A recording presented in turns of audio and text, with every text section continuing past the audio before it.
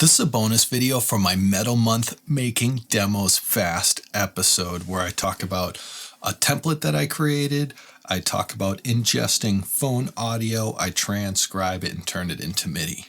So if you have no clue what I'm talking about, look in the description below and check out my Making Demos episode. So I'm in a DAW and I'm going to load up something called a template. And I want to encourage you to learn how to create templates in your preferred DAW. So at a single click of a button, you can have a full session up in seconds, ready to rock and roll. All you got to do is strap on your primary instrument and you're ready to record. This only took a few seconds to load up, and I already have EZDrummer 3, EZBass, EZKeys 2, and to the right of that, I have 3 guitar tracks.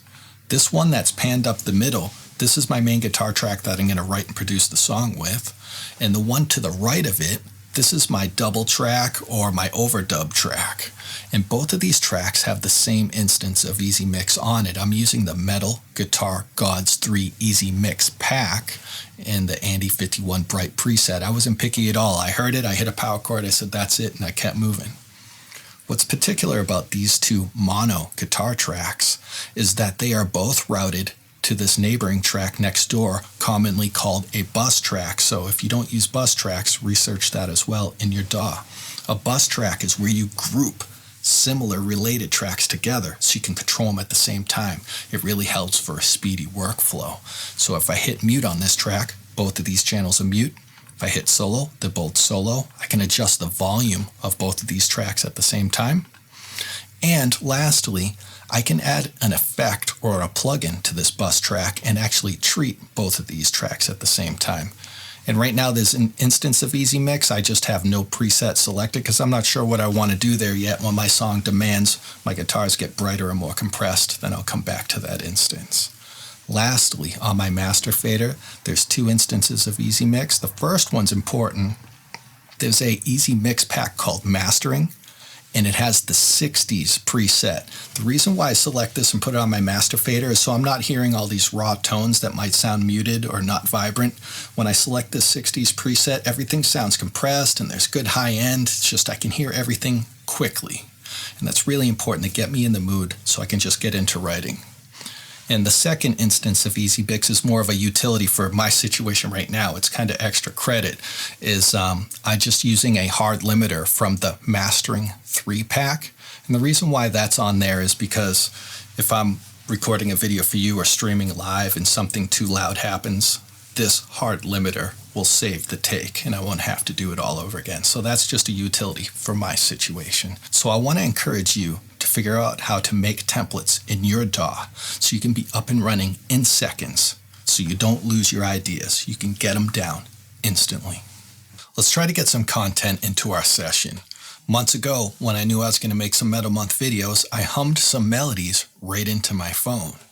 And now that it's production time, I emailed those melodies to my computer and now I can load them into my DAW.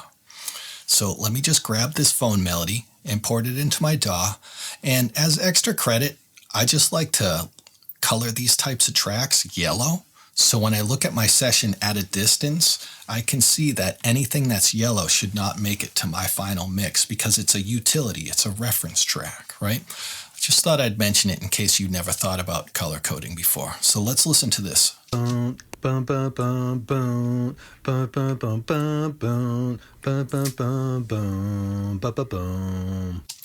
I was quite pitchy when I hummed this. That's okay. We'll have to work with it. It's what we have. First thing I want to do is I want to find the tempo. So let me figure that out. At the speed I was clapping at, that's what I want my BPMs to be. So I'm going to look at my DAW for tap tempo. So I can just click with my mouse what I want the tempo to be. So I'm going to hum and click at the same time. Bow, bum, bum, bum, bum. I'm clicking at the same speed I'm bobbing my head right now. And what do I have? I have 120, which is typical. I feel like I want to push it a little more just instinctively, so I'll change it to 125. If I disagree with myself, I'll just change it later. So now that I found my tempo and now I have my phone audio imported, how do I turn this melody into something realistically musical? And I want to do a quick segment for amateurs that are not professional at a primary instrument, or maybe they just don't have the ears to transcribe something themselves. I want to see if I can lend you a hand and help you keep up. If I was trying to transcribe a riff or a melody for the first time, which will be challenging, I would grab an instrument, a guitar, bass, keyboard, whatever you have access to, and I would hit play on just the first note of our reference file. Let's hear it. Boom, boom. And I would hum it out loud just to confirm that my brain and my ears are on the same level. Boom. Then I'd grab my instrument and in a chromatic manner, I would fish around until I find that note I'm now humming. Boom. Boom.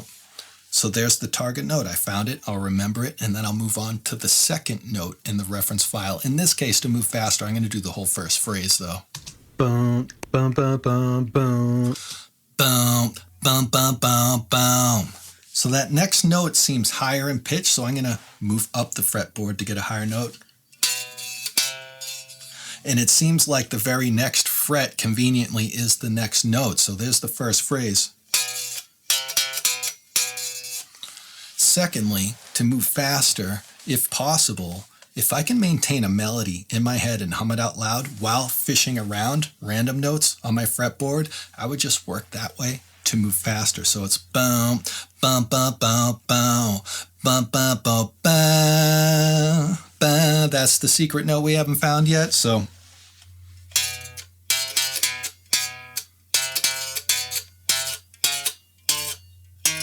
bum. And I'm sure I made this look easy for an amateur, but let me try to encourage you a little bit. We're not working on just one riff for one song for one project, even though we're getting that out of this as well. What we're working on is ear training. It's a skill set that you'll use for the rest of your career. So try and be kind to yourself and be patient with yourself when you try and do this stuff. This is good stuff. Try to learn it well. Go and get it. Otherwise, in the meantime, I have another trick you can try. So EZBass has a feature called Audio Tracker where we can get DAW audio translated into MIDI. It's fantastic. Let's see if it'll work on my cell phone audio. So on my cell phone audio track, I'll add a plugin called TuneTrack Audio Sender. It comes free with EZBass. And take note of the instance name, Metal Riffy Doodle. Now I'll launch EZBass. Go to the Audio Tracker tab. In this orange button, Record Audio from DAW, that's what we want to do. The cell phone audio is in my DAW. So I'm going to click this, and down here it says, hey, what do you want to input into Audio Tracker? Well, I want to input Metal Riffy Doodle, and I'll hit spacebar to play my DAW and record that cell phone audio. EZBass right after this is going to attempt to transcribe it into MIDI. At this dialog box, it says, hey, were you just playing a bass? I'm just going to say yes, because I don't want it to change the pitch, the octave of my performance. And I'm going to deselect all these articulations because I perform this so pitchy and so poorly. I don't want EZBass to add all these articulations to this performance. It's going to be crappy. Not EZBass's fault. Sean's fault. Here's my waveforms. Here's my performance. And I can tell just visually, like, this is an error. This is like a lip smack right here, like this noise. So I'll just delete it. I'm going to move fast for the sake of the video length, but I know, and hopefully you're familiar with your melody before you bring it in here. The root note's the first note, usually in a lot of riffs. I at least know what my root note is, so if I just go down the root notes, I can tell this should be a root note right here. See this reoccurring pattern? And it looks like we have something pitchy right here. See this? See how it goes? Bup, bup, bup. Bup, bup, bup. Now listen to this pitch. That's wrong. Like, I'm playing reoccurring patterns. They should all be consistent. The reason why I'm speaking out loud like this is it's for you, those of you that your ears aren't working as good as you want yet. You're still ear training. Just want you to try and keep your ears and eyes open. They can help you make corrections in a situation like this. Because if you sing any more poorly than I did, you're going to have a lot more work to do, you know? But I can see this visually and make the correction, or I can play this out of EZBass. I'll hit Shift plus Spacebar to only play EZBass and not my DAW. Listen. You know, if it's your melody that you hummed, you came up with, hopefully you can identify a couple wrong notes like that. Now, if you don't know theory, you don't have a lot of experience here, you know, I'm not there with you. I can't tell you which way to move those notes, but that's the easy part. That's trial and error. Just making note of what notes are wrong. That's the hardest part. That's all you have to do. And I want to encourage you that you've been hearing popular music your whole life, or progressive music, any music, your favorite music. You've been hearing it your whole life. Whether you know the theory of it or not, it's still in your subconscious. You can still make good note decisions even though you haven't graduated, you know, a music theory class. You can do it. So don't think too hard about it. Trust your gut and give it a shot. And even if you're not an ace right away, do this more and more, and you will be. I want to encourage you to do it, okay? So anyway, this should be corrected. And here at the end, let me just make a fix because we're going to be using this riff later on. I might as well make it right. When I was humming this into my phone, these two fast notes, I wasn't concerned about what pitch. I was probably just more concerned about the rhythm. So these notes are off. And, you know, we're in a phase where either we're making corrections or we can do more than make corrections. We can just rewrite stuff right now if we decide that's good for us. And I just want these to be lower notes. So let's listen to the final product. And I don't want to hear my humming anymore. So on this slider where it says audio, this is my humming. I only want to hear EZBass, so I'm going to slide it to the opposite side, and here's the final product.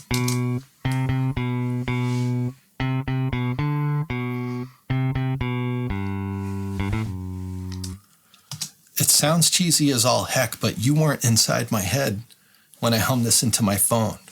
And hopefully when we get these ideas out of our phone, the imagination that was with us when we created these ideas is still there. It could sound like something like this.